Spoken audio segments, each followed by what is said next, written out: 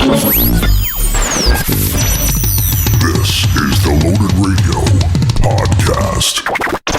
All right, welcome to another edition of the Loaded Radio Podcast. What's going on? It's Scott Penfold here with you, and this week I'm sitting down one-on-one with the one and only Godfather of sludge metal himself, man. I'm talking about Kirk Windstein, who is currently involved with, well, a number of bands, man. First off, the supergroup that is I Am, the new band that he's involved in, along with Todd Strange, who was formerly even Down, and as well, formerly CROWBAR, coupled with Typo Negative's Kenny Hickey on guitar, and as well as vocals, and Johnny Kelly behind the drum kit, which is a pretty superb supergroup, I gotta say, man. And the little that they've already released already showing that they're going to be making a serious dent. Also, though, he's a member of the band Down, another great supergroup featuring guys like Phil Anselmo, Pepper Keenan, Jimmy Bower, and on top of that, his own band, CROWBAR, who are essentially one of the forerunners in the genre that is known as sludge metal. So, yeah, definitely a lot to talk about with Kirk. And you know what? We're going to get right down to that. But first off, if you are listening to this podcast via YouTube, we ask you to give us a thumbs up and subscribe to the channel if you dig. That'd be cool. Otherwise, just sit back, chill out, and relax, because he's with us right here, man. It is Kirk himself. Kirk, how you doing, man? Well, if I can get this thing to work good, I'm all good. Yeah. I really appreciate you taking the time to talk to us here on Loaded Radio this week, man. It means a lot. Yeah. How have the recording sessions been going for the new I Am material? Have they begun yet? Yeah, me and Kenny were writing a song over the phone the other morning, and it was kind of fun. Oh, cool, man. How do you like writing with Kenny? I'll tell you what, it's amazing, and that's the truth. Like really the first little, and then, you know, we said it in a lot of other interviews, but it is the truth. The first time we got together, we were kind of just thrown in a room. He sent me 2 riffs. I wrote a riff. We put a song together. Johnny came in for like a day and a half, and he had to leave. So really quick, we didn't get to actually, know each other. Now, last time they came down, we spent 10 days of 8 to 10 hours a day in a row in the studio. Yeah.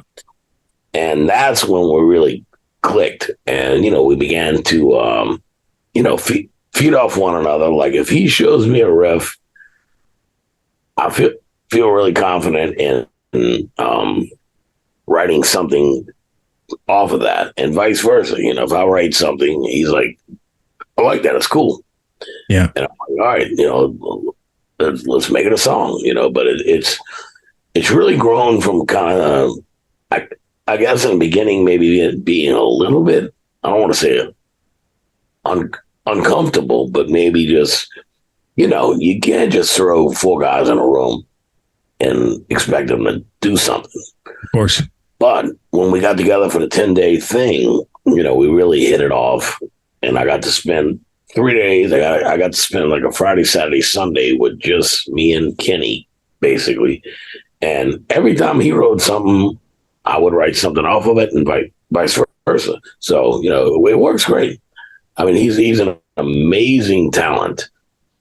I mean, I know, Peter Steele was the, leader and everything and vocalist of Typo Negative. But I mean, Kenny is very, very talented. I heard him open his mouth and he sang. I said, dude, you're the singer. I'm like, I ain't singing. He's like, yeah, people want to hear you sing. I said, I don't care. Low harmonies, and I'll do an occasional like call and answer thing or something. But your voice is golden. It really is. He's very, very talented. And, same thing with, of course, I jam with Big Todd. Yes. Jesus, since the 80s. I know, since 89. Yeah, exactly. So that's been quite a run. But same thing with Johnny. Like I had no idea how good of a drummer he really was until we did this 10-day thing, because we got, in the room together, and I'm like, he's got this click track, he's got this, he's got that, and an amazing drummer. He's incredible. Yeah, he really is. I mean, because you can't really hear it. And Typo's one of my, favorite bands ever. Mine too, hands down. I got a tattoo on my hand. Yes. So, it's one of my favorite bands ever, but you really don't get to see Kenny and Johnny shine the way that I think they shine with this project, and then Silver Tomb and stuff like that as well. But I think more so in this, I really feel good about what we're doing and about where we're headed, and that's all I can say is nothing but 2 thumbs up to both guys. And, of course, Big T, but like I said, I've been jamming with him since we were kids. We used to scrounge up change to put gas in Todd's car to go to rehearsal. We used to rehearse Monday through Friday. That was our going out. Yeah. So we'd stop at the gas station, throw $2-3 in the tank. They used to have old Milwaukee beers, two for $1, 16 up. So we each get 2 of them. And that's how we do it. That was it. So if practice was 3 or 4 hours, we drank 2 beers in 3 or 4 hours. But it was fun. But yeah, it's really, really a pleasure to work. I've been very, very blessed and lucky. My guys in CROWBAR are amazing, but at the same time, I'm in down. Yeah. And you're talking about extreme talent from every end of it, from front to back, and it's kind of like the I Am, to me, feels like a completely different but similar to the Down thing, only because you got like with Down we sit in a circle, and the great thing about Down is that even our drummer Jimmy Bauer, of course, he writes riff. God. Yeah.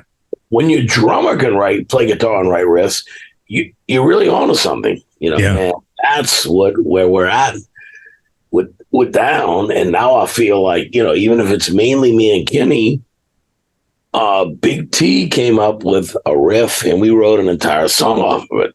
I talked to Todd this morning and he's like, I got a couple of new little riffs, and he's like, if he starts something that's catchy, we can just feed off it and write it. And that's the way it should be, in general, with everybody. To me, it really should be. If you hear something you like, you should just feed off the other guy. And it's a natural process writing the songs. Yeah. Now, when it comes to the band as well, too, you're looking at essentially like 2 powers colliding here with, the guys from Typo, and then, of course, you and Big T. Down is one of my hands down favorite bands of all time as well. It's right up there with Typo. Oh, man, when I heard about you guys getting together, I was like, this is going to be awesome. When you have those 4 people together, that is I Am. Obviously, elements of Typo, elements of Down, elements of CROWBAR. I guess they can't help but sort of slip in there. Do you find that there are some elements of those bands? To be honest, I think that our true colors, but each guy's personality and writing comes out a bit. Yeah. And of course it sounds a little bit like Typo, a little bit like me or something, and Todd with CROWBAR and with Johnny with Typo. But at the same time, honestly, like Kenny looks at me, he's like, how old are you? I'm like 58. He goes, I'm 57. Let's tune to E standard and play rock and roll. I said, you got it. Where we are influenced by the Black Sabbath, the Beatles, Kiss, the original Kiss, of course. Yeah, the original 4, of course. Pink Floyd, you name it, like 70s rock and roll. Yeah. And that's how both of us learned how to play guitar by ear doing this. And, for me, it's a breath of fresh air. It's similar to Down only because that's what Down is. Mm. Down is like, let's do Leonard Skinner meets Black Sabbath meets, whoever else. That's a really good. That's a good. That translates Down. Yeah, it's got it's definitely got a southern rock kick to it. It sounds like a crow and all, but it's the same. Like mentally, it's the same. I guess going in attitude toward what we're gonna do.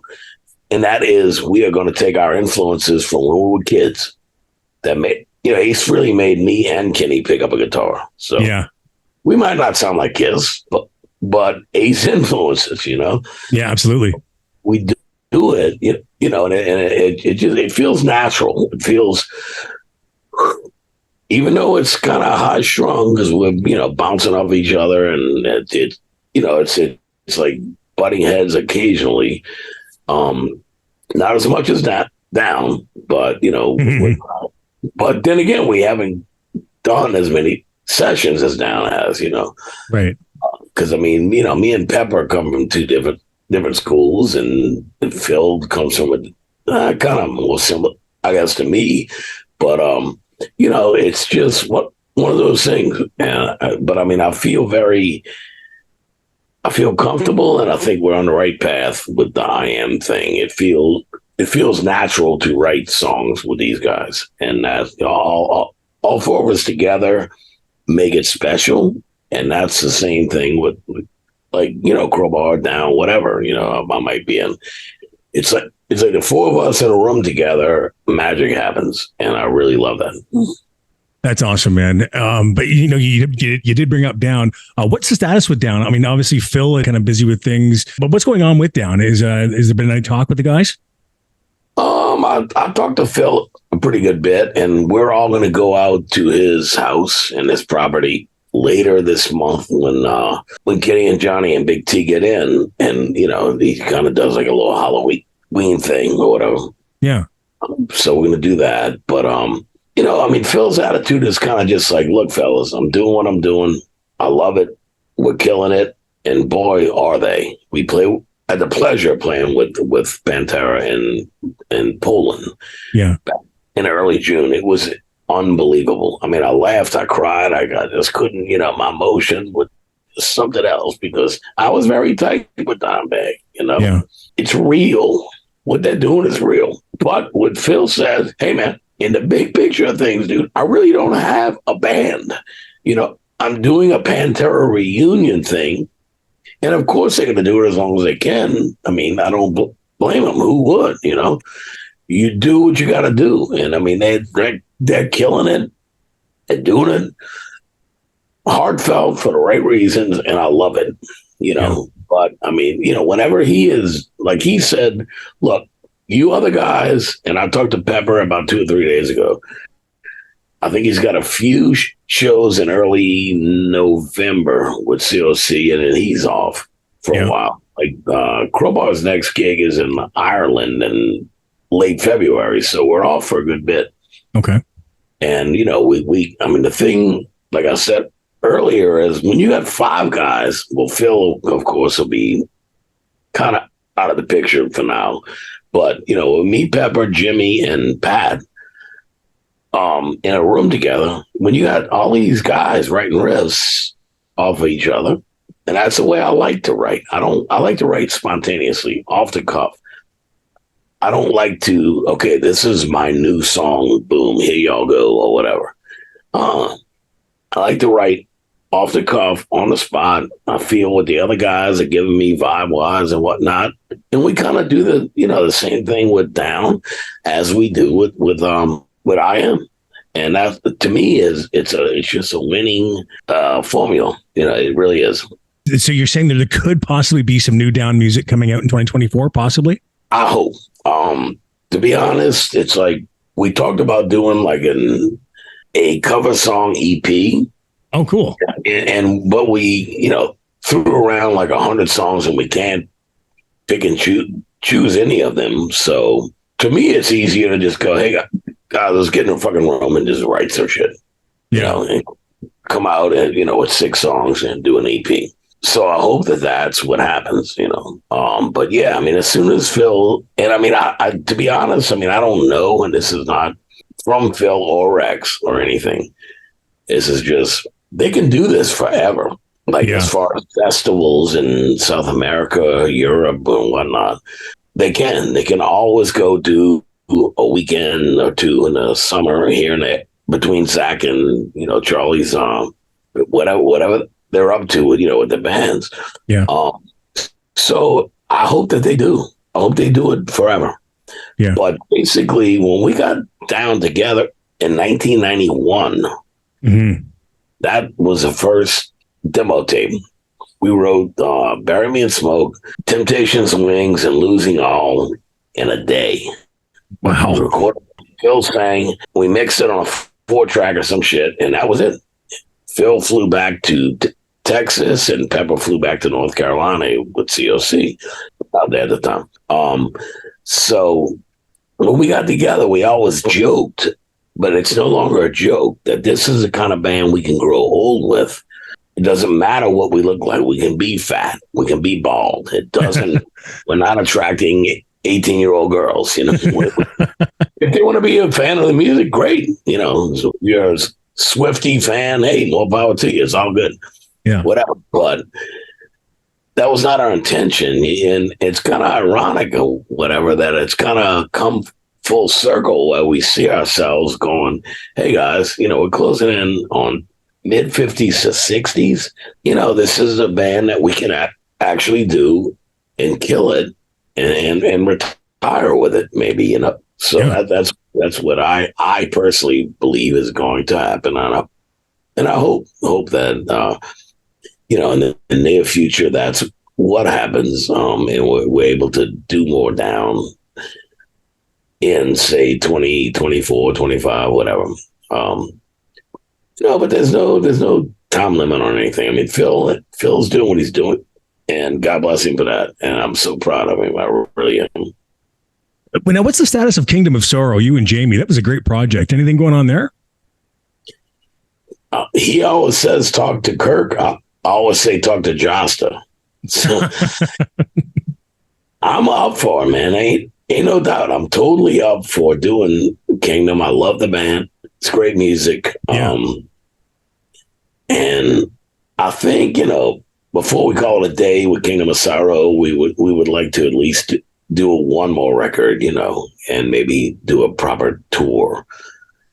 That'd be cool. Support it. Yeah, I mean, it would be great. And I mean, my thing is like you know, CROWBAR is my life. That's me. That's it.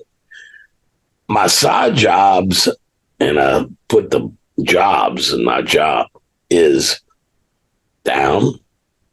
I am Kingdom of Sorrow, my solo project, whatever. That's what I do on the side. I never stop writing. I never stop coming up with ideas. And, you know, that's me till I hit the dirt. That's just the way it is. Yeah. Now, is there going to be new CROWBAR material coming out sometime soon? Is there stuff that you're working on besides I Am, like with CROWBAR specifically? At this point, no CROWBAR stuff, but like we actually recorded and finished our latest record. I'll say this on stage. It's not our last record. It's our latest. I learned that from Lemmy. Yeah. So the Zero and Below record was actually done, complete, turned into the label, ready to roll in early 2020. And we made the decision, which is very difficult, to sit on it for 2 years because of the COVID, you know. Right. So in hindsight, we did the right thing. We did. Yeah. And it came out in March of last year. So it's really only been out a year and a half. You know, it might seem like a long time. To us, it really seems like a very long time because it was done, you know, we had to sit on it for 2 years. And I would go listen in my car. I'd crank up the stereo and listen to the CD. And I'm like, wow, this is good. I can't wait to get it out. I'm very proud of the last CROWBAR record. Yeah. It's actually my favorite. I think, honestly, it's my favorite record we've done since probably Oddfellows Rest, which was 98. So yeah, that's a great album. I love that. I love that album. Thank you, man. I appreciate it. I really do. Yeah. But, you know, it was kind of the same vibe.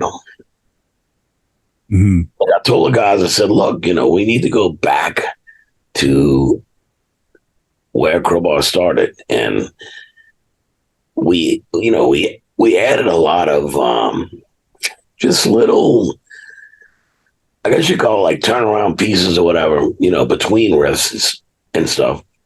We added a lot of turnaround stuff in there, and it worked. And it was great. Actually, the first song on the album was, I wrote that song. My daughter was at my house for the weekend. Mm. And I wrote it, believe it or not, and I'm not kidding, for body count, because Really? Mike Gitter had hit me up. So I'm trying to write like the dan. I'm like, oh, body count. Okay, it's gonna be like kind of upbeat, a little thrashy or whatever. And he's like, no. I want doom. And I'm like, oh, okay.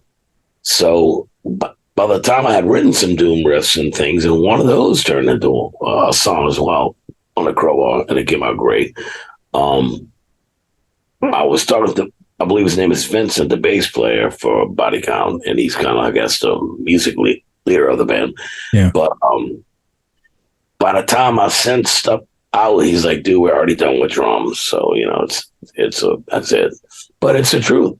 I wrote that song. That riff was supposed to be, to me, a Body Count riff. Wow. And I said, you know what? It didn't work for them, but it works for us and Crowbar. So, and it happens a lot. I write riffs and I show them to Down. I might show them to Jamie, Josta, and it doesn't work for Down or Kingdom of Sorrow, but it works for Crowbar. Yeah. And that's all that's important is that, and now with I Am, it's like, if Kenny doesn't agree on a riff, it's okay.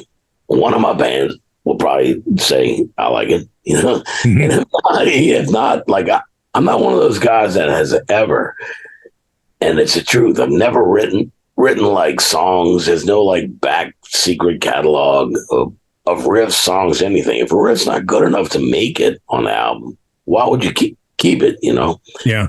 And that's my mindset in life as far as being a songwriter. And it's the truth. That's just the way I deal with it. I'm like, okay, that riff ain't going to cut it. So, and I don't remember it. I mean, like I said earlier, I like to be spontaneous, off the cuff, right there. Boom, boom, boom, boom, boom. You got an idea? Let me write off of what you got. And vice versa. So it's all good. In the end, all that counts is that you get a great product. And that's with all of my bands. And I mean, with I Am, I feel extremely comfortable writing with these guys. Excuse me for the hiccups. I don't know why I got them, but I do. Totally okay, man. I hadn't had them in about 5 years, but anyway. Seriously, but with I Am, I feel the same like approach as we do, with Down, and which is a great thing. And I mean, Crowbar, I'm still the main guy in Crowbar, of course, but in Down, I'm just 1/5, and I Am it's 1/4. So, like I said, when Kenny opened his voice, I said, dude, you're the fucking singer. I don't have a very sellable, likable voice. And he's like, yeah, but people want to hear you sing. I said, well, I'll sing back up, which I do. We'll do call and answer and stuff, and it's great. What I want to know is, like, when I Am goes on the road, eventually you guys are going to be doing some live shows. I mean, I think I was talking to Kenny about a month ago. He was saying that there's already some stuff that's being booked. Are you guys going to be playing material from Crowbar, Down, or Typo Negative? No. None at all, eh? No. It's its own little thing, and that's it. And we already talked about it. I mean, actually, to be honest, we didn't even really discuss it. We kind of looked at each other and knew this is not Typo Negative. This is not Crowbar. This is not Down. Not Kingdom of Sorrow or Silver Tomb, whatever.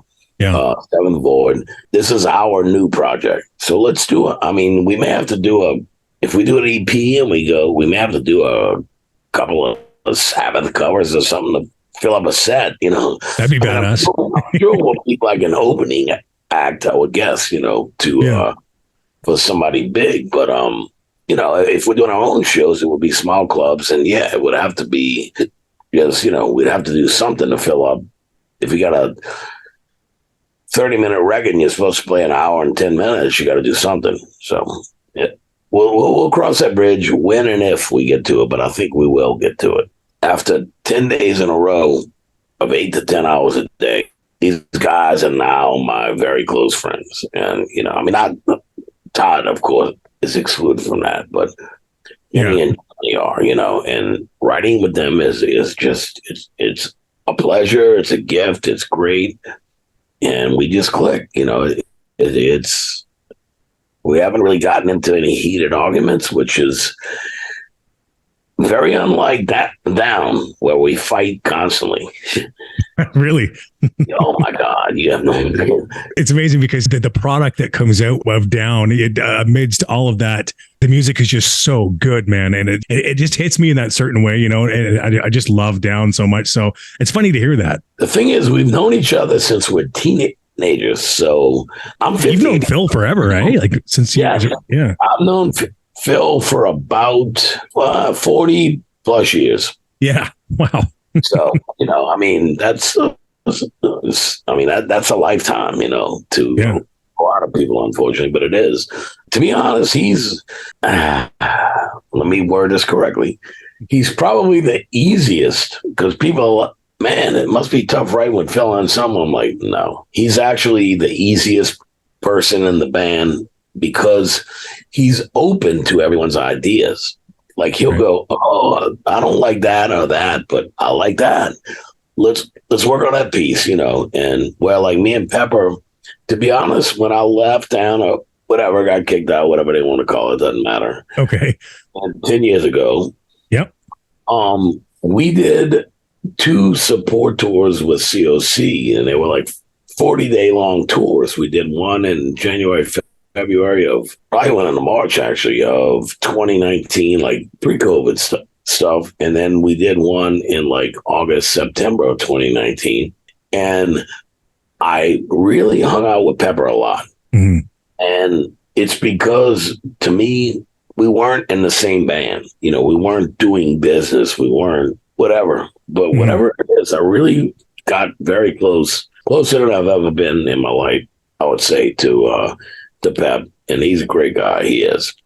And, it just happened.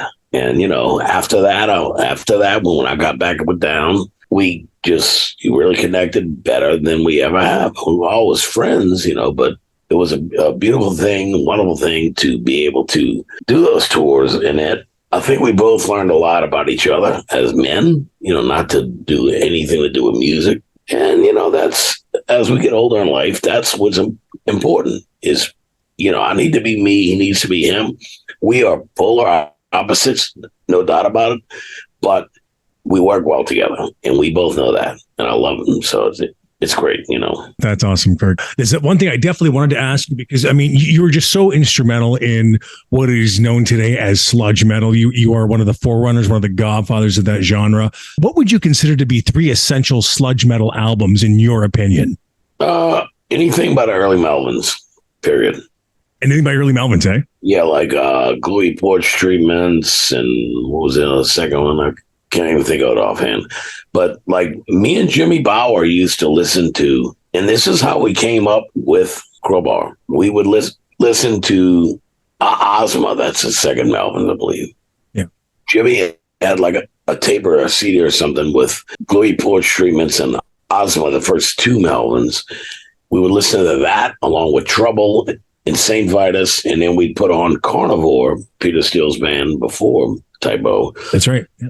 Which the Retaliation record was basically a hardcore record, Mm-hmm. So I looked at him, I said, I want to blend Melvins, Trouble, St. Vitus with Carnivore. He's like, me too.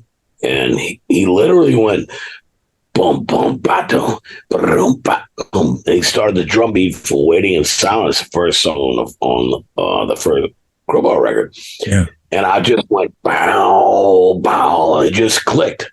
And I'm like, dude, we're on to something. And that's about like probably early 89. We had broken up from another band. And but that's what we wanted to do. We were like, we can't play. Thrash was king in 1989. Yeah. And I'm like, yeah, I can play it to a degree, but not as efficiently as the guys who still do it, And I'm like, let's just do something different. And Jim was like, yeah, man, let's go doom a little bit. And so I started tuning the guitar lower and lower and lower. We ended up settling on B standard and drop A. in the 80s, that was almost unheard of. Yeah, definitely. Yeah. I mean, Carnivore, Cathedral, shout out to Lee Dorian, a band from New York called Winter, and that's about the only bands in the world that I knew of that tuned that low. So I'm like, well, none of these bands are big, it's an underground thing. So I pretty much just stole it, to be honest, from Peter Steele. So you're essentially saying that without Peter Steele, there would be no sludge metal at all today. In hindsight, yes, because although God bless him, he doesn't know it, his slow parts were Sabbath, yes, and they were dry tune, and his fast parts were hardcore, like CROWBAR's, and I hate to say rule, but CROWBAR's rule is kind of, if we're going to do an upbeat, we never go faster than Motorhead, which is yeah, it's hardcore. We don't do blast beats and things like that. I mean, it's all great, but it's just not for us. Right. But yeah, I mean, God rest Peter, but in hindsight and looking back, if he didn't do the middle of Suck My Dick, yeah, start sucking, bow now, I never heard anything happen in my life. Yeah. And still to this day, I mean, the album came out in 87, and I'm like, it's just a masterpiece. It's still in my top 5 albums always, forever, So I think that Carnivore and equally Trouble, St. Vitus, and the Melvins, because the Melvins will do one riff for 20 minutes. Yeah. And you know what? It's not boring. They're the only band on earth that can do one riff for 20 minutes and it's not boring. Right. And to me, but with them and with Trouble and Vitus, who are very Sabbathy and 70s rock influence because they're older guys, with that mixed with Carnivore's like aggression, attitude, honestly, the last record that really inspired me to write was probably the first Tybo, Slow, Deep, and Hard. Yeah, great album. Phil Anselmo had sent me a tape, and he's like, dude, you're not going to believe it. I'm like, what? He goes, there's parts where it takes like 5 seconds for the hi-hat to come in. It's so slow. It's so doomy. And I listen to that every fucking day.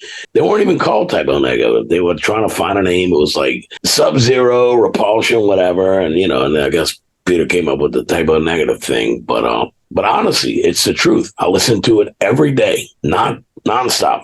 And that was 1990. I had the tape. I don't know when it came out, but it was about 1990-ish.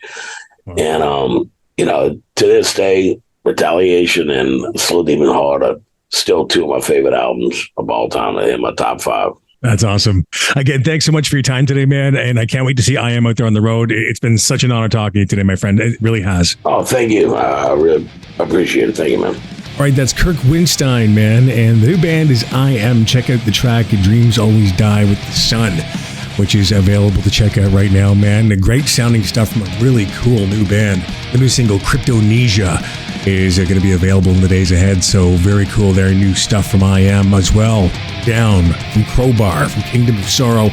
He's Mr. Kirk Windstein. But I just want to remind you before we get out of here, check out loadedradio.com for all your hard rock and metal news updated constantly as well. The 24-hour live station, man. Yeah, we got a live radio station right there for you. You just click and listen. Nothing, you don't pay nothing. You just listen.